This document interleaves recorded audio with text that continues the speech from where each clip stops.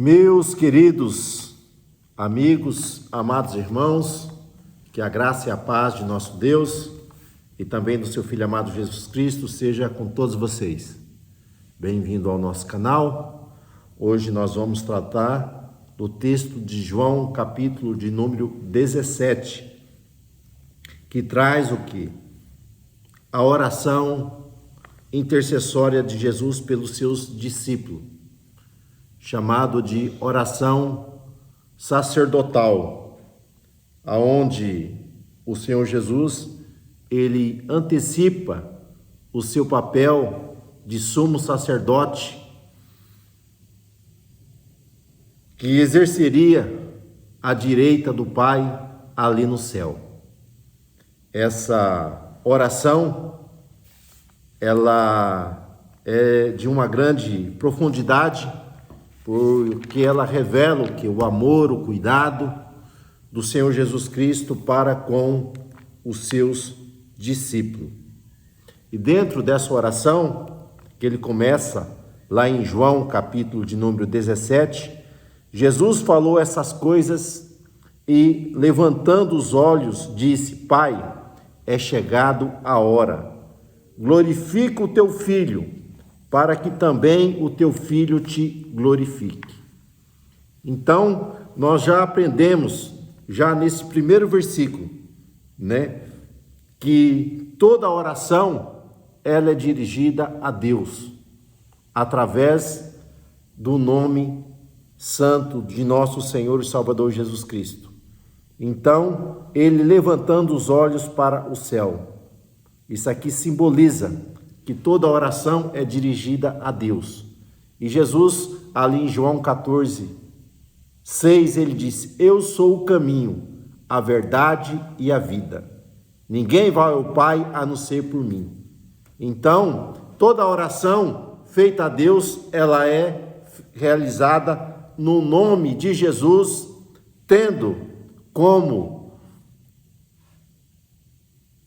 companheiro, como pessoa ao lado da oração, a pessoa bendita de nosso Senhor e Salvador Jesus Cristo.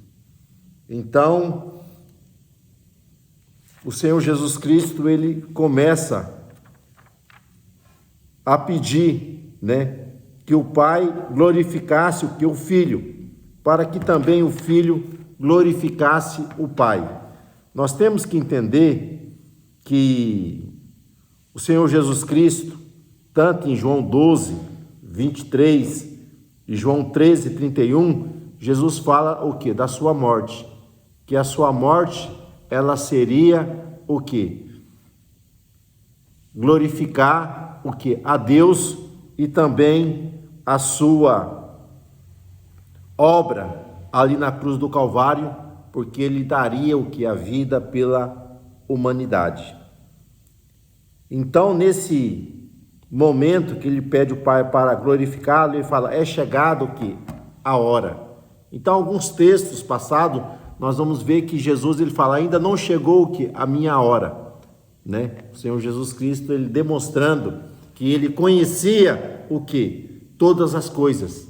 E sabia que ainda não era o momento dele se oferecer como sacrifício vivo e santo para a redenção da humanidade.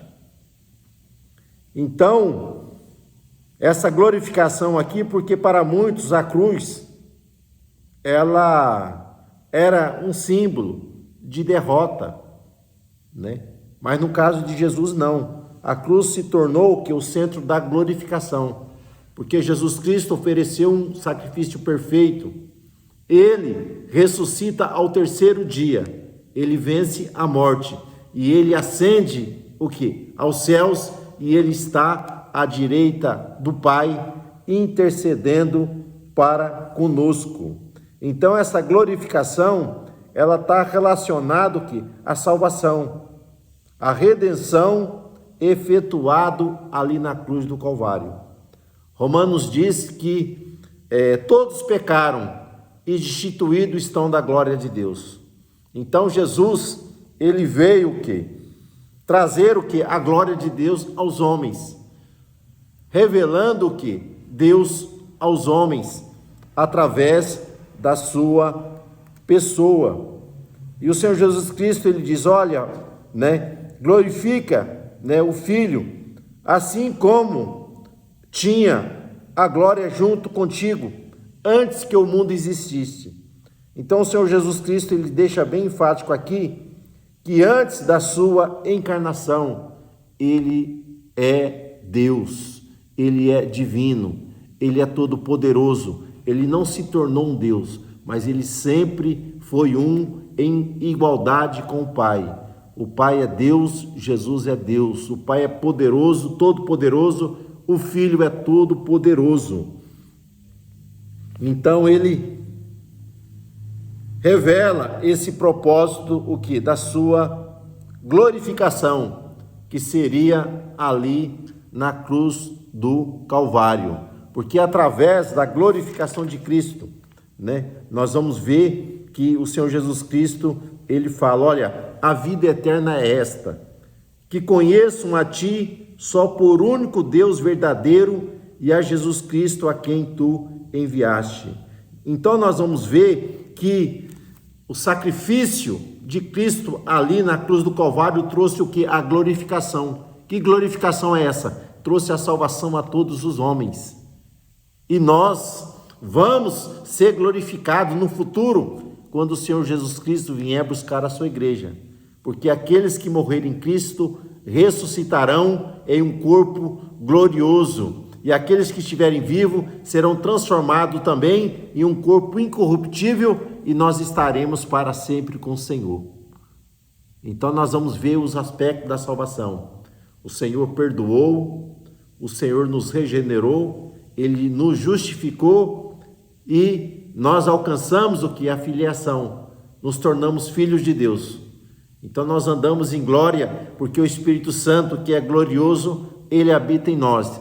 Mas a glorificação final, ela vai ocorrer no arrebatamento da igreja, aonde nós seremos o que? Transformados. Nós seremos ali,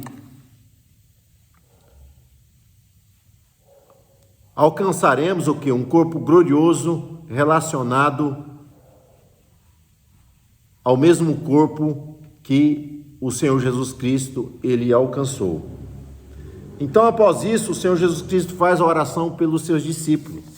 Então, o Senhor Jesus Cristo, ele vai orar para os discípulos, Eu já não estou mais no mundo, mas eles estão no mundo.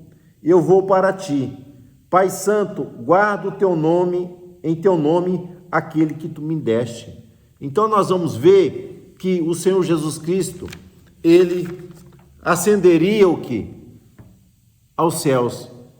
Ele iria até o Pai.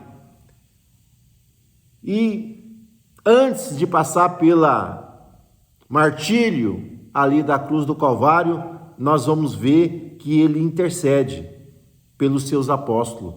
Ele intercede pelos seus discípulos, para que eles fossem o quê? Protegidos e sustentados pela verdade. E eles dizem que os discípulos receberam o quê? A sua palavra. Então, a aceitação do Evangelho são marcas de um verdadeiro discípulo de Jesus. É a aceitação do Evangelho. E o crescimento do cristão está relacionado, ligado ao conhecimento e à aplicação dessa verdade na sua caminhada cristã.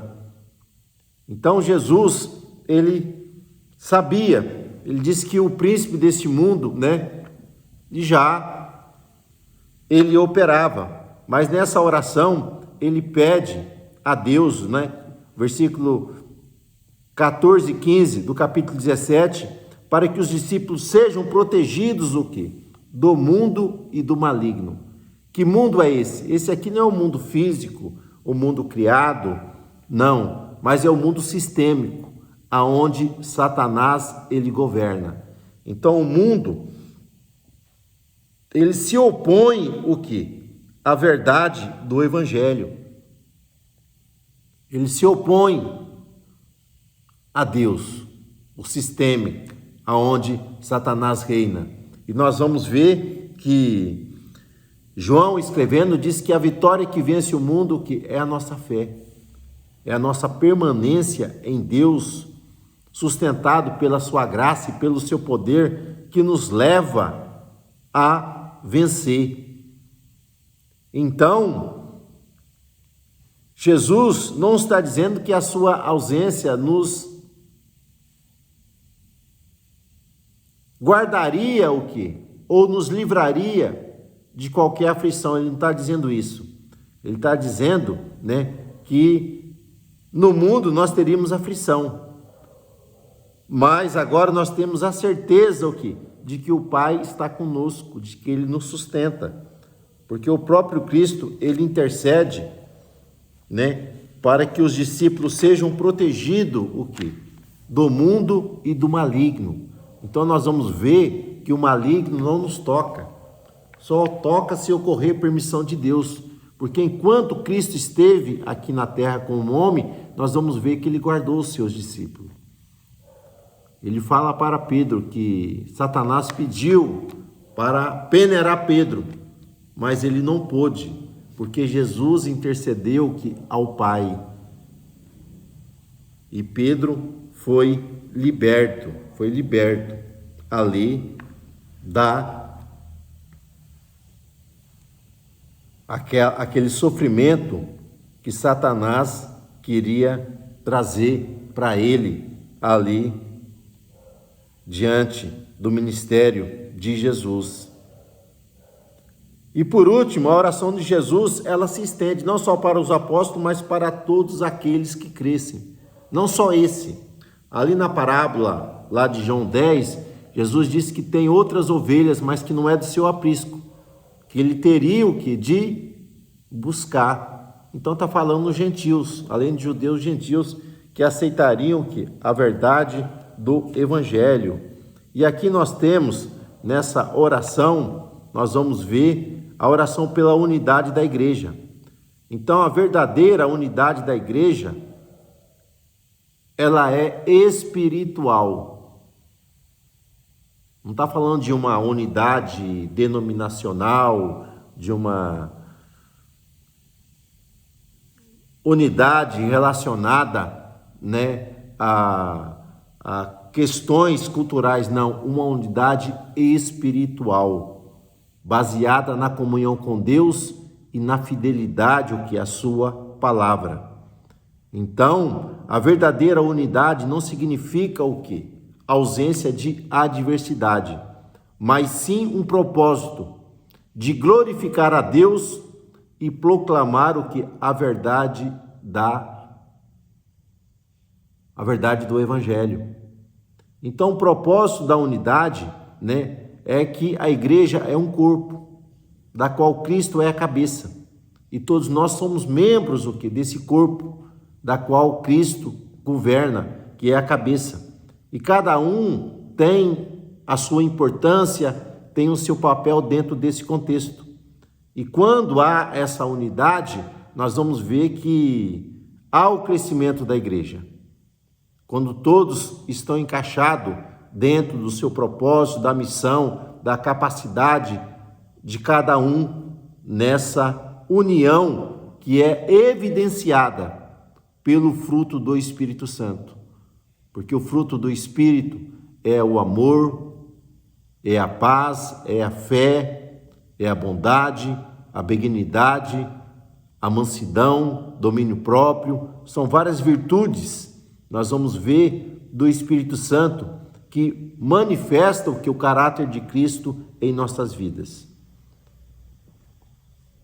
E por último, a oração por encorajamento. Então, o mundo perdido, eles não podem ver a Deus, mas eles enxergam Deus através do testemunho dos cristãos. Então, através de nós, eles verão o que? A Deus. Então, a unidade da igreja, ela é poderosíssima, porque contra o amor não há condenação, não há lei. né? E Jesus fala: vocês serão conhecidos meus discípulos se vos amarem uns aos outros. Então Jesus encoraja essa união, porque a desunião ela enfraquece o testemunho da igreja. Então, sem essa unidade, o amor, a fé, o testemunho, a igreja ela perde a sua força, ela perde a sua credibilidade. Então, o Senhor Jesus Cristo, ele ora para que haja essa comunhão profunda, né,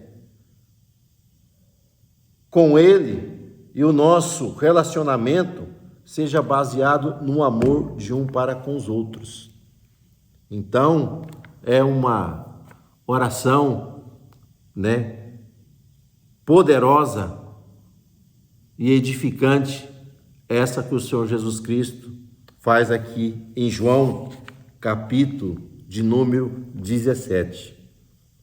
Então, o homem, ele não pode adorar a Deus, mas diante da glória de Deus ele se curva, ele se rende, ele adora ao Senhor. Nós temos lá em Isaías 6, né?